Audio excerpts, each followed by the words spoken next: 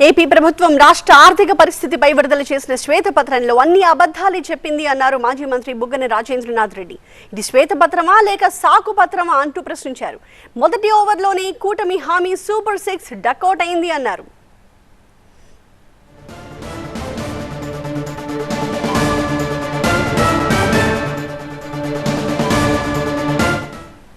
ఇది శ్వేతపత్రమా లేదా సాకుపత్రమా? శ్వేతపత్రమా లేదా సాకుపత్రమా? అన్ని సాకులు కనపడుతూ ఉన్నాయి. ఆ సాకులు కూడా అన్ని ఇన్వాలిడ్ సాకులు. నేను చెప్తాను ఎందుకు ఇన్వాలిడ్. అసలు సూపర్ 6 అని చెప్పి మీ సూపర్ 6 మీద ఎంతో నమ్మకంతో ప్రజలందరూ కూడా మిమ్మల్ని ఎన్నుకుంటే, ఒకవైపు ఏమో ప్రజల్లోనే డౌట్స్ కూడా చెప్తున్నారు సూపర్ 6. ఇప్పుడు మొదలు కాకముందే మొట్టమొదటి ఓవర్లోనే సూపర్ 6 డక్అవుట్ అయినట్లుంది. సూపర్ 6 కాస్త డక్అవుట్. 2019లో టీడీపీ దిగిపోయే నాటికి రాష్ట్రం అప్పు 5,18,000 కోట్లుగా ఉందని చెప్పారు బుగ్గన. టీడీపీ హయాంలో అప్పు 21.63% పెరిగిందని, అదే వైసీపీ హయాంలో అప్పుల పెరుగుదల కేవలం 12.9%గా మాత్రమే ఉందని అన్నారు.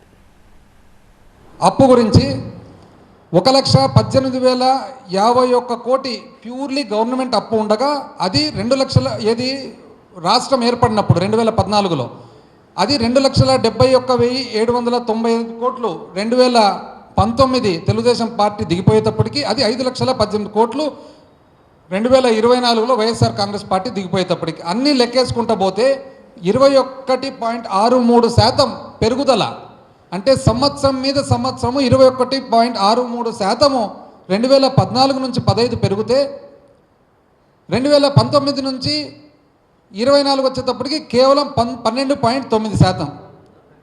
కానీ అప్పు మాత్రం ఇప్పుడే ఎక్కువ జరిగింది అంటారు. ఎంత అన్యాయంగా చెప్తారండి.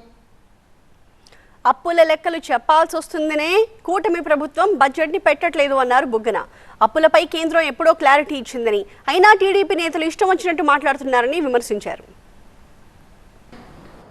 మీరు ఎందుకు చేయలేకున్నారంటే మీకు తెలియక కాదు. ఏముంటాయి దాంట్లో బడ్జెట్ ఫిగర్స్ ఏమంటే దాంట్లో రాబడి ఎంత ఉంటుంది, మీరు మూలధన వ్యయం ఎంత ఉంటుంది, మీరు ఖర్చు పెట్టేది ఎంత అని చెప్పి.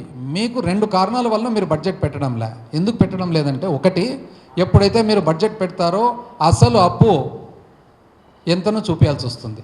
అసలు అప్పు ఎంతైతే చూపిస్తారో మీరు చెప్పిన, ఒకరైతే 14 లక్షలు, ఒకరు 13 లక్షలు, ఒకరు 10 లక్షలు, ఒకరు 12 లక్షలు. ఏందండి అన్యాయంగా? అరే, ఒకవైపు కేంద్ర ఆర్థిక శాఖ మంత్రి వర్యులు చెప్పినారు ఏమని, అప్పు ఎంత ఉందని. ఒకవైపు సిఏజీ రిపోర్ట్ ఇస్తుంది, ఒకవైపు ఆర్బీఐ రిపోర్ట్ ఇస్తుంది. అది కాదని చెప్పి ఎవరు కొద్ది వాళ్ళు